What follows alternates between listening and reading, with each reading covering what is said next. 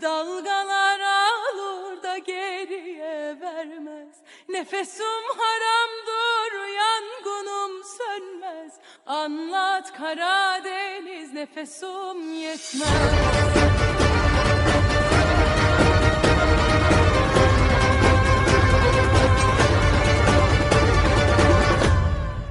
Sen anlat Karadeniz.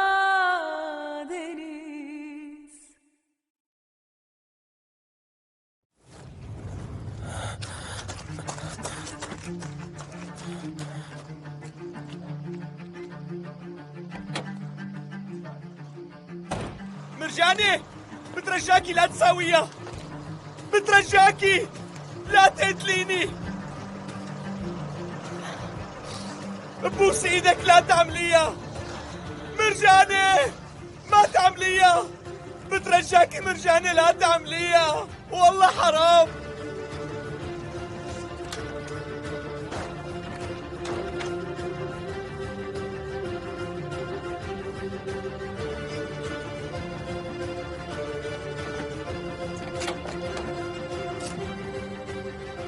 مرجاني طيب خلينا نحكي، بوس ايدك استني مرجاني، بترجاكي لا تعمليها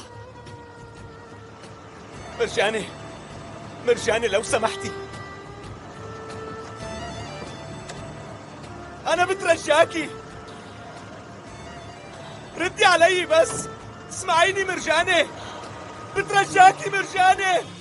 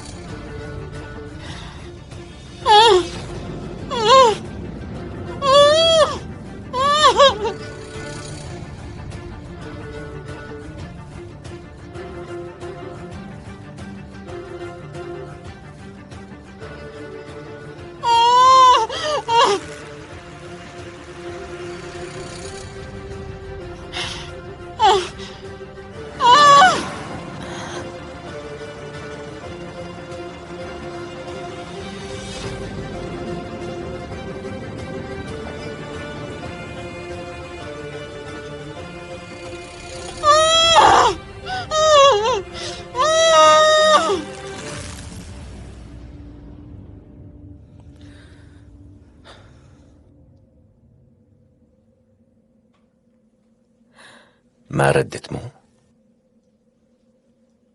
عادي، بتكون مشغولة أو ممكن تكون نايمة، مرة كبيرة. فكري بالمنيح، هلأ رقم أمك ليك وصار معك برك، أساسا قصتك أنت وأمك طولت كتير، هلأ صار فيكي تحكي معها وتعملوا اللي بدكن إياه.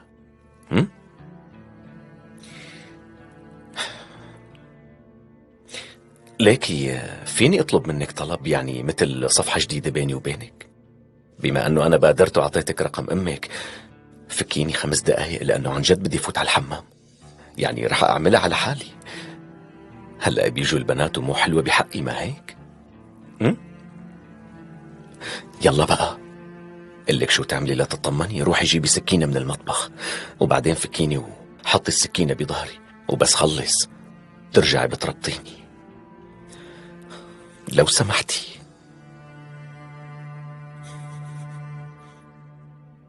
رح أعملها والله، بتشكرك من قلبي عن جد. الموبايل عم بيرن، كذبت عليكي.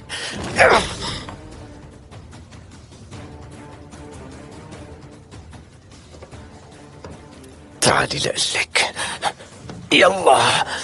أوبا.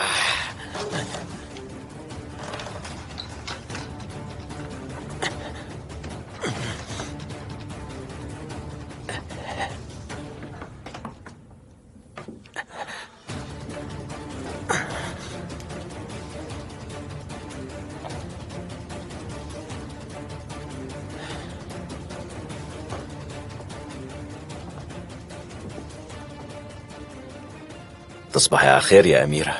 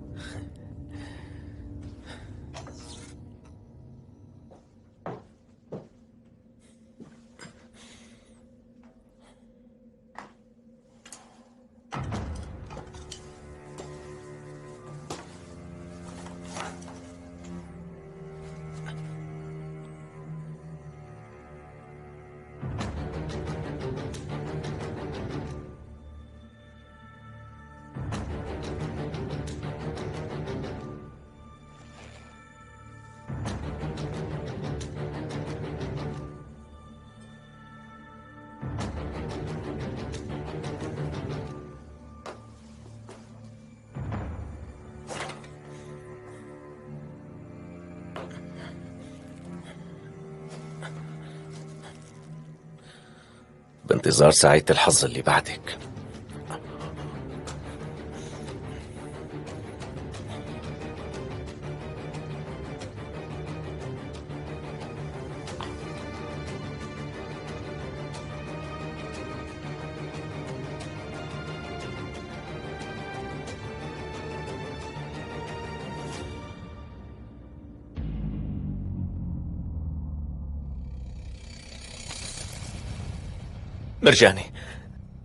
مرجاني ببوس ايدك بلاها، ارحميني.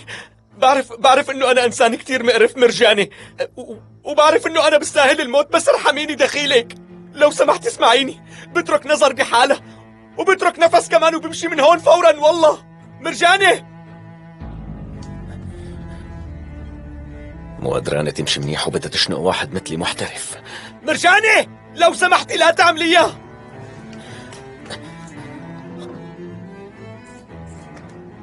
مرجاني بوس ايدك ما تعمليها.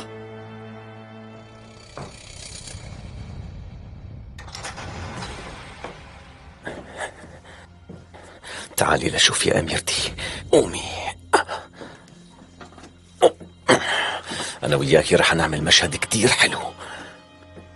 تعالي لشوف.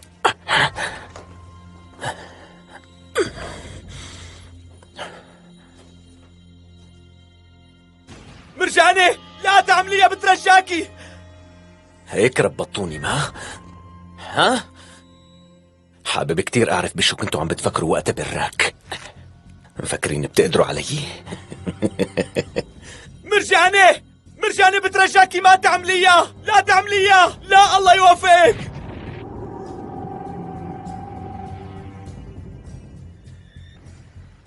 مرجاني أنا فهمانك كتير منيح، وشو ما عملت فيني بيكون قليل، بس ليكي دخيلك أنا ما بدي موت. بحمل حالي وبمشي من هون، بعمل يلي بدكن يا لو سمحتي. المهم تتركيني عايش مرجاني. ومنجي لأحلى قسم بلعبتنا هلأ.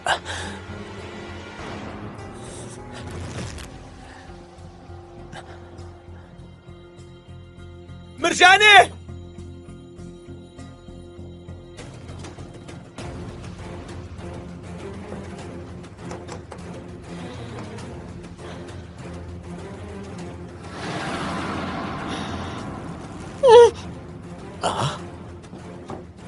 ناوية تعملها والله. شايفة؟ كان لازم تعرفي تختاري رفقاتك يا أميرتي. وبالمناسبة هذا مانو رقم أمك، غبية طول عمرك.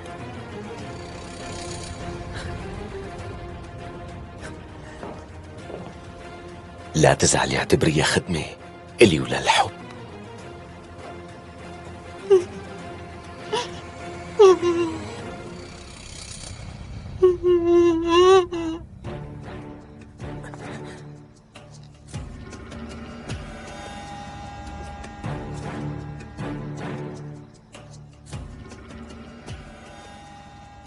براك هي البداية، الدور تبعي رح يجي على الكل. موتي لقلك.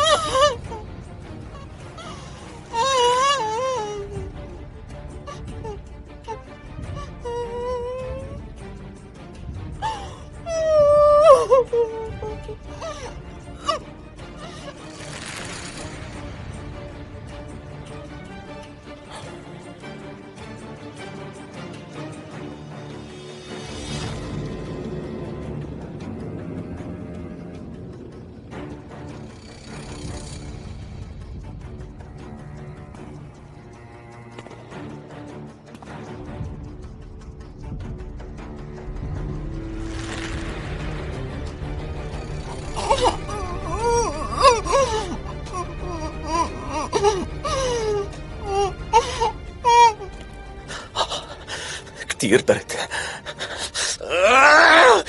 راح دفعكم ثمن هالعملة هي كتير هيك. لكن انتوا مين مفكرين حالكم؟ وانتي اول وحدة نفس يتراجع لي وبتشوفي بزيارات رسمية. راح خليكم تتعفنوا بالسجن يا تافهات. لازم تودعي لطاهر من هلأ، لأنه رح تنحبسي لوقت طويل. اللي عملتوه كان أكبر غلطة بحياتكم.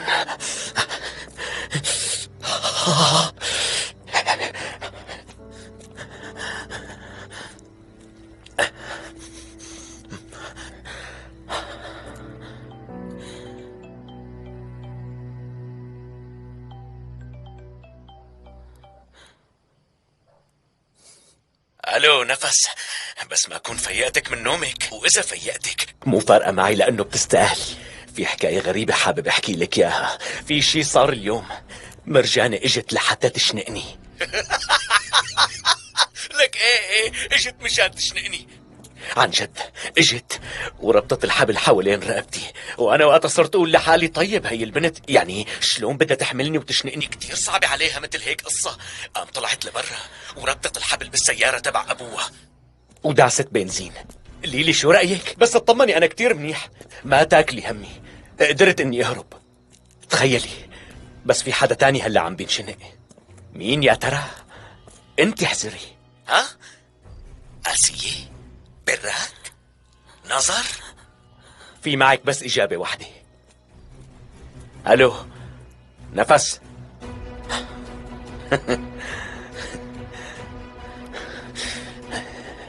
يا سلام.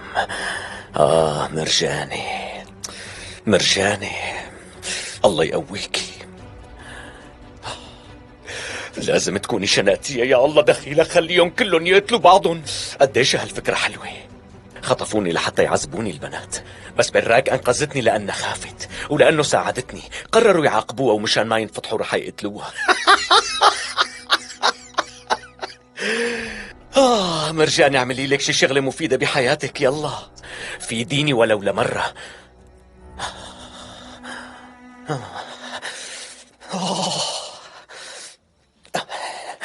رد يا معلم فكرت، لو سمحت رد. رد مشان الله. مرحبا معلم، أنا فيدات، أنا محتاج مساعدتك. أنا هلأ عم بمشي وحوالي كلها غابات، وين ما بعرف. الطريق اللي أنا فيه ما فيه ولا سيارة يا معلم. خلص ببعت لك الموقع. يلا فورا.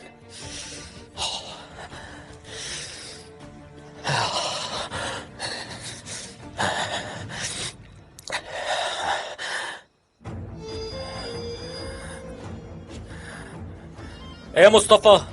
الو طاهر، النسوان مخبصين وعاملين مشكلة كبيرة. بعرف شو عملوا، بعرف. ايه تمام، انت وينك؟ انا هلأ بطريقي على بيت الجبل. طيب منيح، رح خبرك من هلا. هي المصيبة، طلعت آسية وراها، هي صاحبة الفكرة كلها. هي شو قالت لك؟ ليش شو رح تلي مثلا؟ قالت لي خطفنا فيدات، رح تجنني بالاخير من عمايلها. تمام اخي تمام، بس اوصل على بيت الجبل بنبقى بنحكي. ايه طيب ماشي.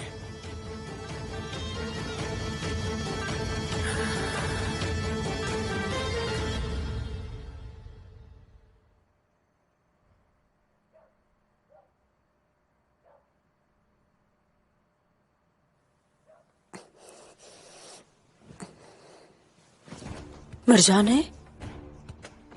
لا أكيد ما بتساويها، مستحيل.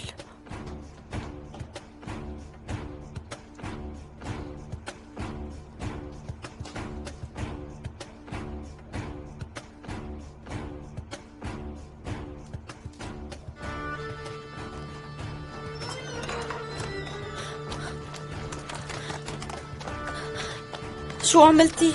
يا الله ليش هيك يا مرجانة؟ يا ربي.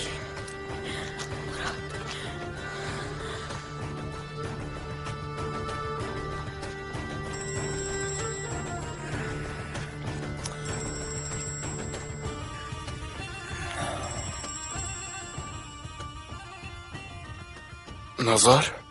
مراد اسمعني، قوم الحق مرجانة لأنه رح تقتله لفيدات. نظر شو هالحكي هاد؟ ليك الله يوفقك، روح بسرعة على بيت الجبل، مرجانة رح تقتله لفيدات هنيك. شو في مراد شو صاير؟ والله العظيم ما فهمت شي، بس الظاهر لازم فورا نروح على بيت الجبل. ليه؟ حكت عن مرجانة وفيدات على السريع. كانت عم تقلي مرجانة رح تقتله لفيدات هنيك. خلينا نروح فاتح. مع اني مالي فهمان شيء ابدا. على بس اساس يلا. انا اللي فهمان يعني. امشي لقلك.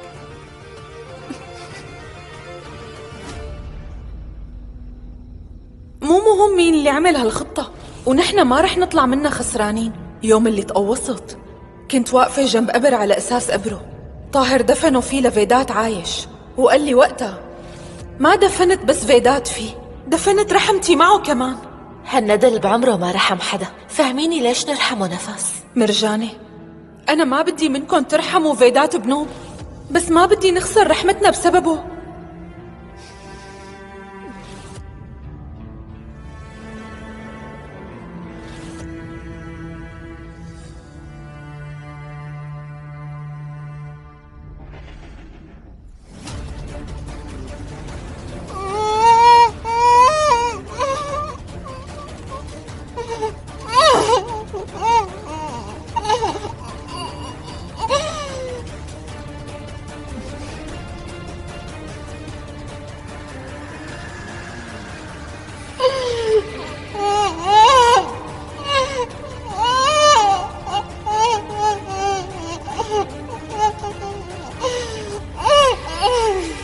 فاتح، اتصل بنظر شوف شو بدها. انا مو فهمان شي ومالي عرفان ليش طالعين على بيت الجبل بهالوقت. فهم منها. مشغول. متذكر هي شو قالت؟ قالت لي مرجانة رح تقتل فيدات، وقالت لي الحقها على بيت الجبل دغري، وما فهمتني اي شي تاني.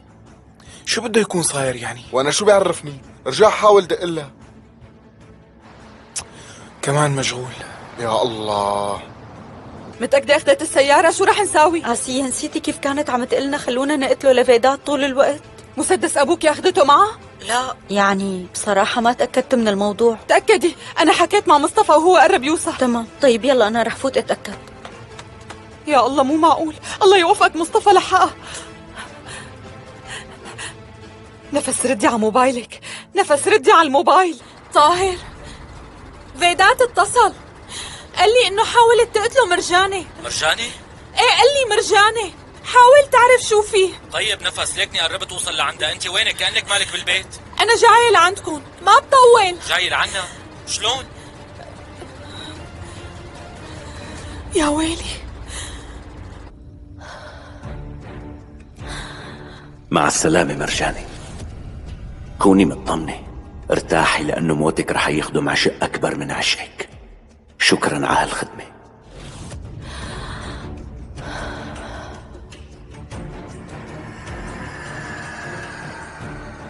هلا قتل بني آدم اسمه جرأة؟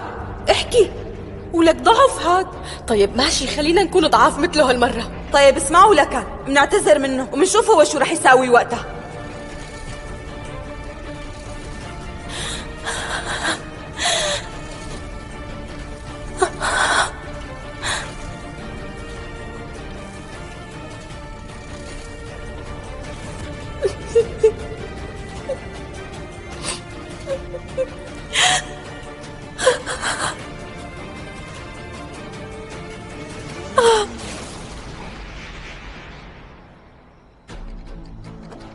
مرجانة!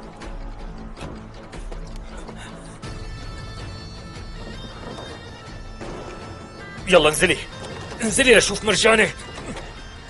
مرجانة، انزلي من السيارة لشوف بسرعة. طاهر، فيدات اتصل قال لي انه حاولت تقتله مرجانة.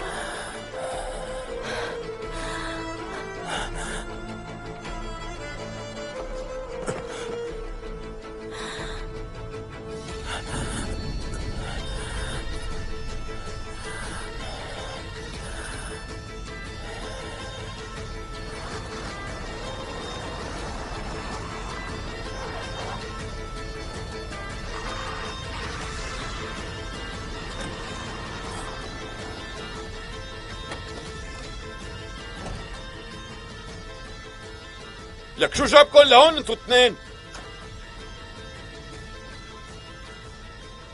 مرجانة؟ شو صاير؟ انت منيحة؟ براك اصحي، براك، يلا اصحي. براك فتحي عيونك، لا تعمليها. والله رح ينهر أخي فاتح إذا صار لك شيء. فتحي عيونك براك. طاهر، فاتح تعال أخي.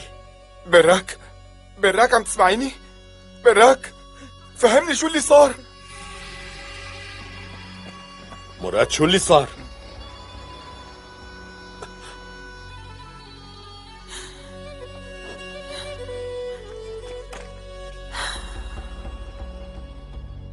مرجانة،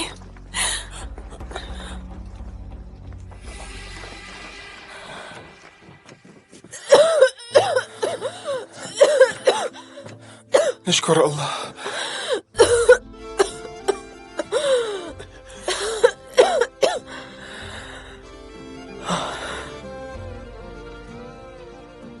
شو صار هون؟ مشان الله بس حدا يفهمنا شو اللي صاير. فاتح،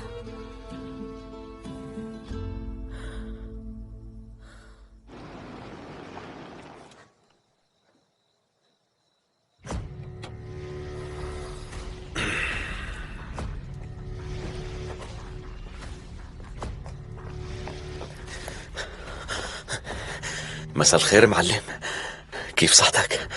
منيح، وانت؟ يعني مو مبين معك؟ مبين مو منيح. مو مثل اللي مبين أبدا. جيبوا له بطانية من شان يتدفى.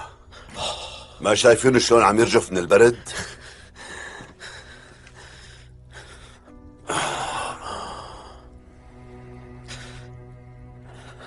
انت ما فيك تقعد عاقل ابدا. ما أنا بتعب إذا بقعد زيادة. واضح. ايه، شو كنت عم تساوي بالغابة؟ قلي لشوف. والله فيك تقول إني ضيعت طريقي، مع اني دائما واقف معك وبدلك على الطريق الصح، ومع هيك ضيعت طريقك. كله ممكن يصير.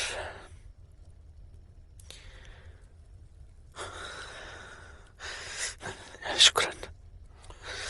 ساووا شاي شباب. احكي لي شو صاير. يا ويلي شو حلو اللي صاير معلم. يعني هذا الشيء حلو لدرجة لو مخطط له ما صار. رح تقلي شو الموضوع؟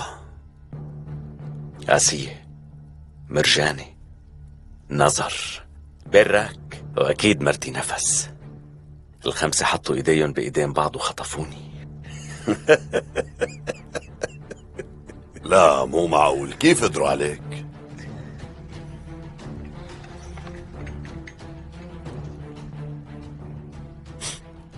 بنات شاطرين عاملين مخطط. أنا ما بيهمني كيف قدروا علي، الشيء الوحيد اللي بيهمني هو نتيجة اللي عملوه. وشو الحلو باللي صار؟ إنه الهدف صار سهل علي. أنا هلأ فيني بشكوى واحدة مني حط الخمسة بالسجن واتهمهم بالخطف المتعمد.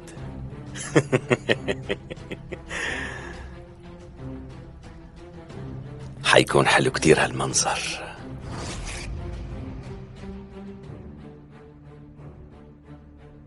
يا بنات.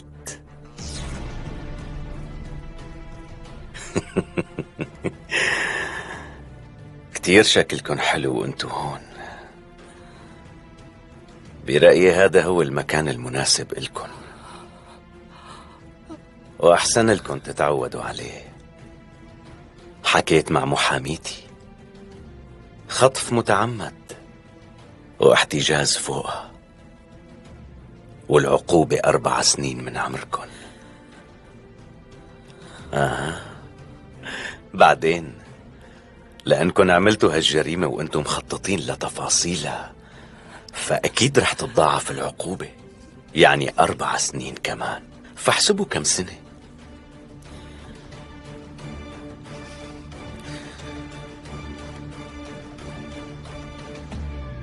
بس فكروا بالشغلات الإيجابية.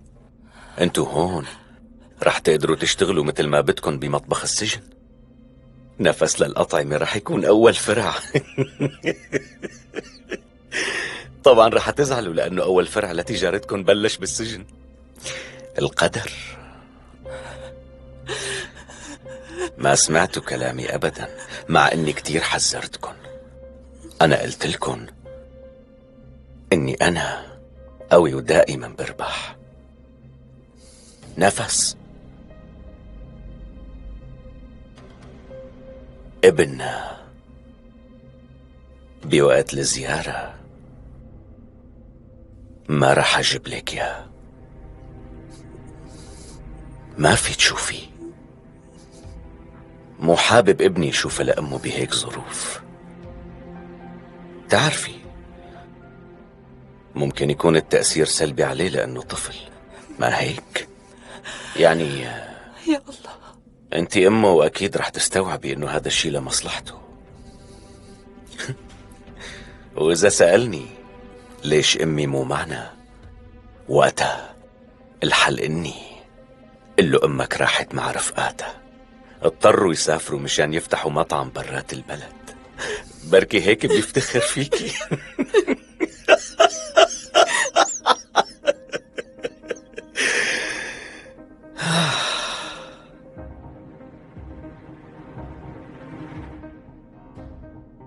الله يفك أسركن.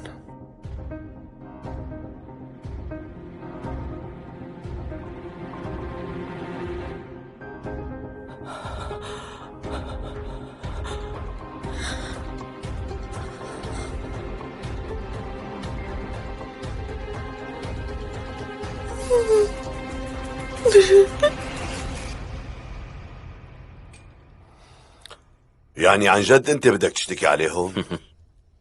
إذا بدك برجع بعيده لكلامي.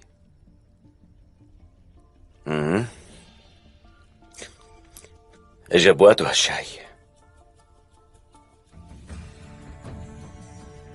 كتير دفاني والله. يعني دفيت هلا؟ ايه. كاسة شاي واحدة كفت؟ كفت. بفهم من كلامك انك قررت تشتكي على البنات فورا؟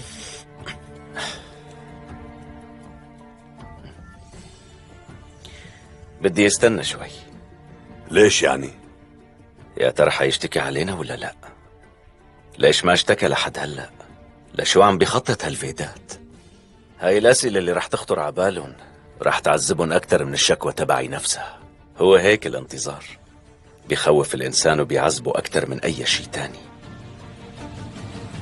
مرة شفت على التلفزيون إنه في مرة عمرها 35 وما بتعرف ابنها وينه، وما بتعرف إذا ابنها عايش ولا ميت، وبعد كل هالانتظار يوصل خبر إنه ابنها توفى. بتعرف شو يلي قالته؟ بعد كل هالسنين ولما عرفت إنه ابنها مات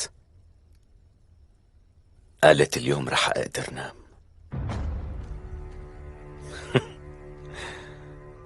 لك هي ام معقول تحكي هيك؟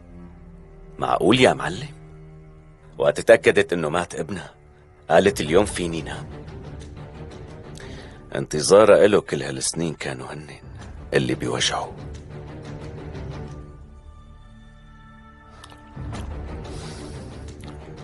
وإذا حكيت اللي صار مجرد الحكي بس بكفي لتقدم الشكوى؟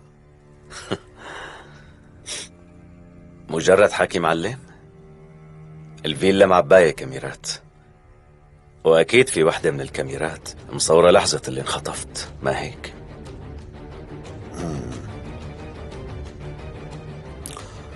فهمت.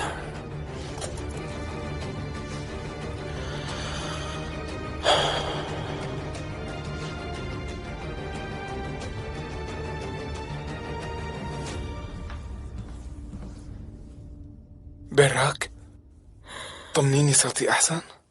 ايه. قومي لقلك، خليني أخدك على المشفى. ما في داعي فاتح، أنا منيحة. براك أنا ما في داعي تقولي أي شي مرجاني. اللي صار مو ذنبك انتي، ما حدا دخله نهائيا. إذا في حدا مذنب فهو فئدات، وهي كمان راح من إيدنا. انت شو قصدك؟ يعني شو كان رح يصير لو ما راح من ايدكم؟ كنتوا ناويين تشنقوه؟ بس بدي افهم شو هالتخبيص. نفس انت شلون اصلا بتفكري بهيك شي؟ نفس بعدين اللي عرفت باللي صار طاهر. نحن يعني أنا نظر وآسية كمان خطفناه مع بعض. وهالواطي وينه هلأ؟ قال لي رح يخليني حاكي أمي على التليفون وأطمن عليها. فكيت له إيديه لأنه بده يفوت على تواليت. قام وقتها هجم علي.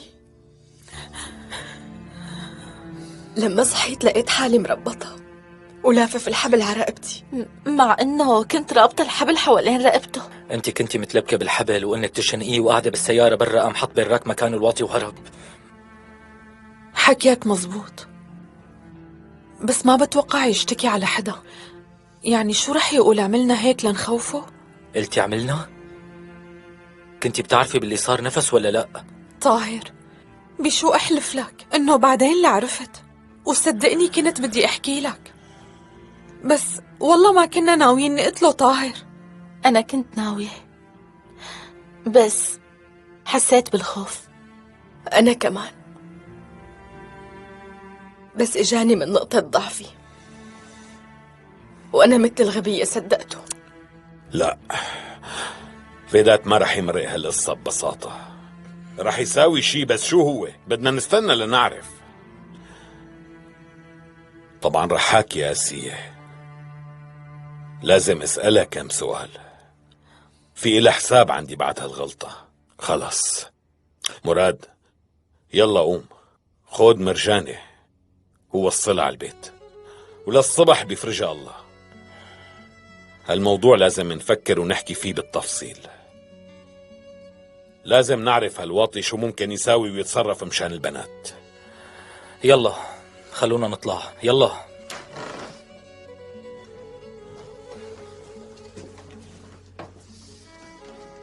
براك، أكيد أنت منيحة؟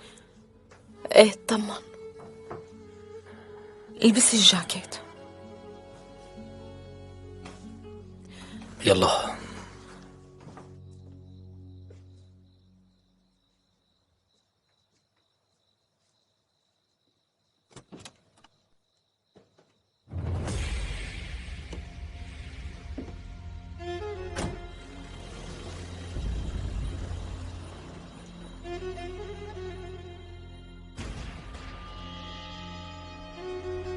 ثواني بس.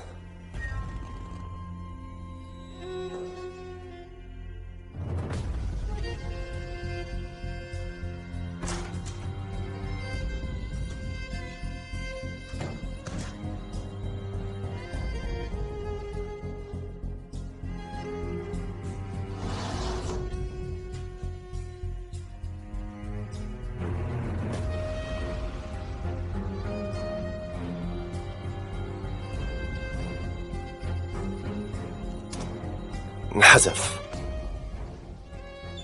تمام.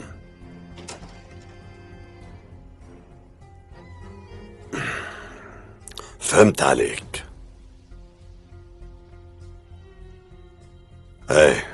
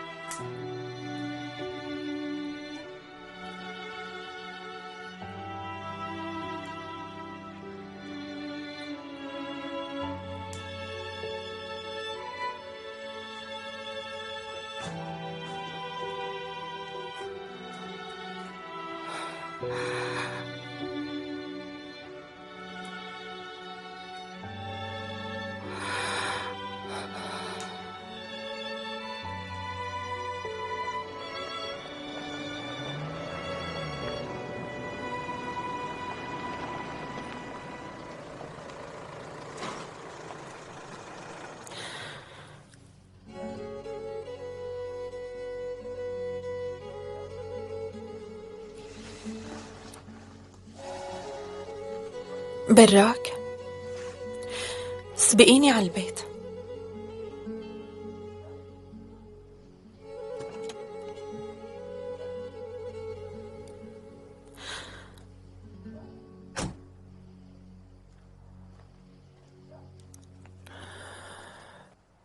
انت كان لازم تقولي لي نفس. مزبوط، لازم. وكان لازم من أول ما عرفت، بس أنا ما قدرت. وليش ما قدرتي تحكي بالله؟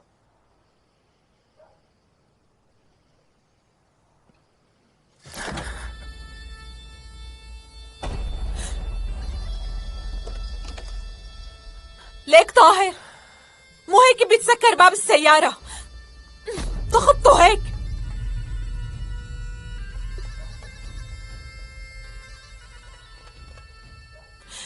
الشي اللي جواتي ما فيني أقوله لحدا، ما بقدر.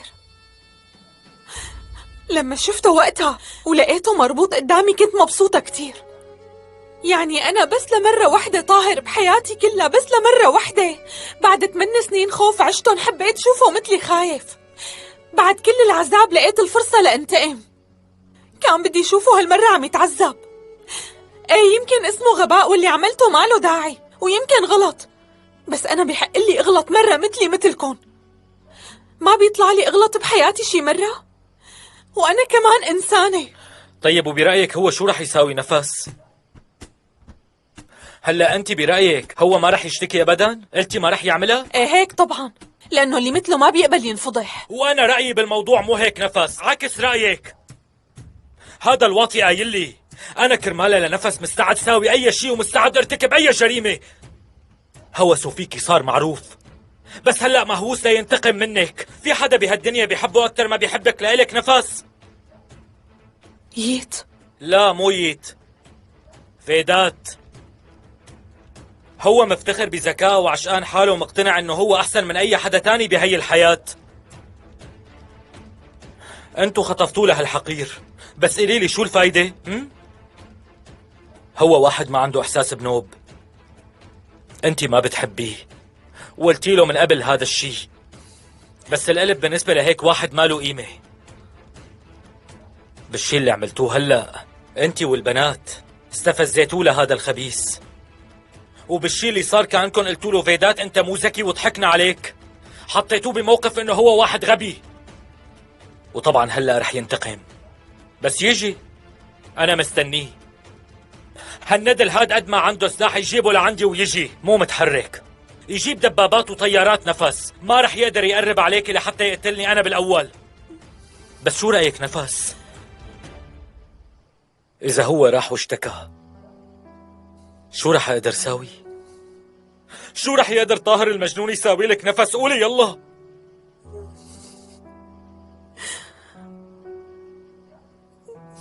تعبت ومو متحملة.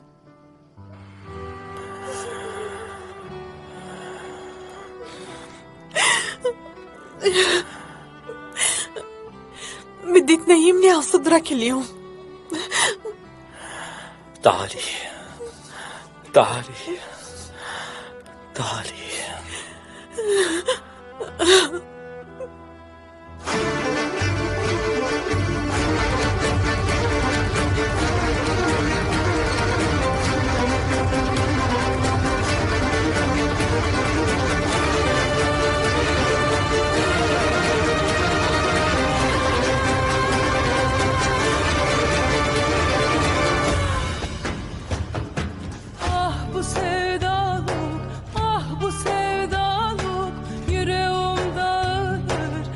gözlerim ağlar.